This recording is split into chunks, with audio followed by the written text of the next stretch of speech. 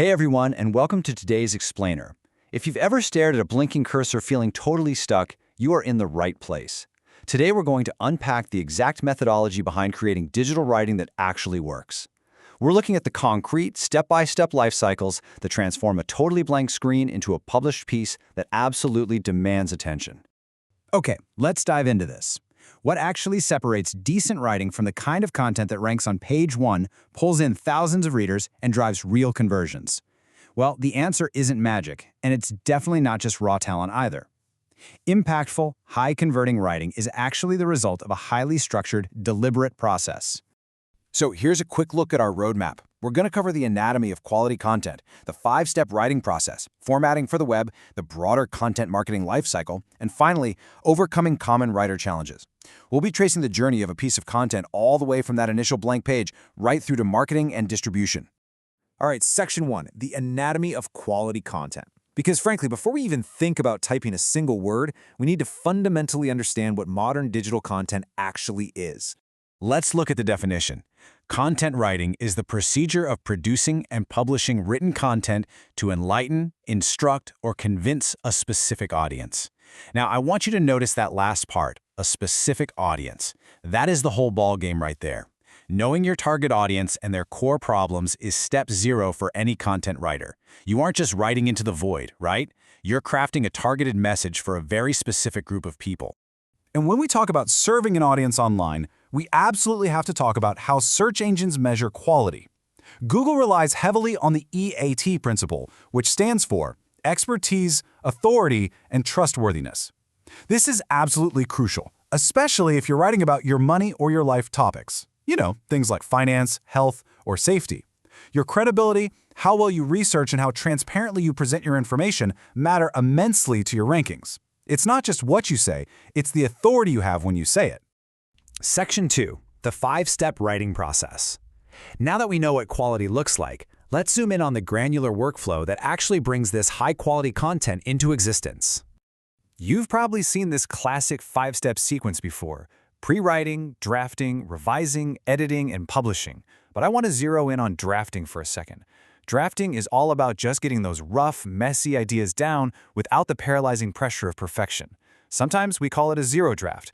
This is where you just let the ideas flow. Only after that do you worry about refining the structure in the revising stage or fixing the grammar in editing.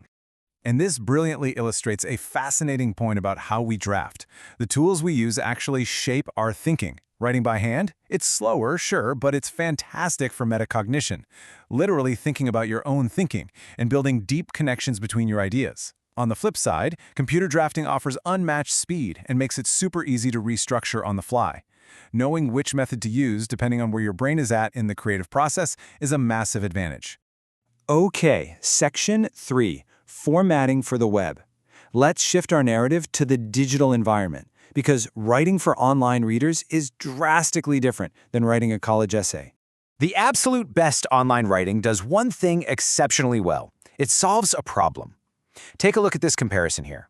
Non-actionable content might sound poetic, but it leaves the reader hanging, wondering, okay, what do I actually do with this information? Actionable content, however, provides clear, step-by-step directions. It explicitly tells the reader what to think, feel, or do next. Honestly, if your writing doesn't have a clear takeaway, you're going to lose your audience. There's also massive power in simplicity. Look at this jargon. Facilitate the needs of users within your online vertical. Wow, sounds smart, right? But it's totally exhausting to read. Now compare that to plain English. Give your customers what they want. Boom, hit the nail on the head. In fact, research shows that 80% of people, including highly educated industry experts, prefer plain, de-jargonized English. So ditch the corporate speak. Now, to support that plain English, you've got to master web structure. Remember this golden rule. Internet users scan. They do not read deeply right away. We absolutely have to eliminate the dreaded wall of text. Keep your paragraphs short, like 1 to 4 sentences max. Use bullet points. Throw in some bold text for emphasis. Add subheadings so it's super easy to scan. And always, always front-load your most crucial information. All right, section 4, the content marketing lifecycle. So let's say we've written a perfectly formatted piece and we hit publish. Are we done? Not even close. Let's zoom all the way out to the macro strategy to see what happens next. Let's move to and see how this builds out into the broader life cycle. Look at this. Writing is actually only step 3. Notice what happens after. You've got curation, distribution, and engagement.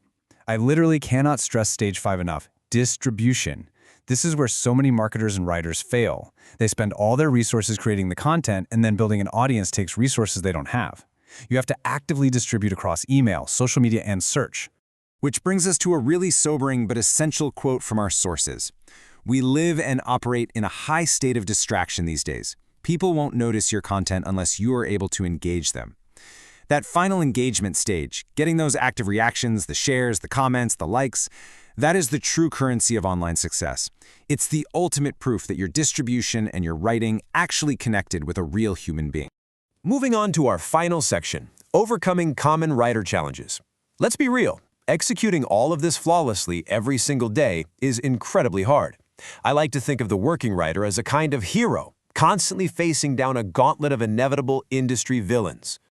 Just look at the sheer volume of hurdles on this staircase. It's a lot, right? We're talking everything from meeting tight deadlines to extreme global competition on platforms like LinkedIn or Fiverr. It's a highly competitive space, and to thrive, you really need tactical solutions to protect your mindset.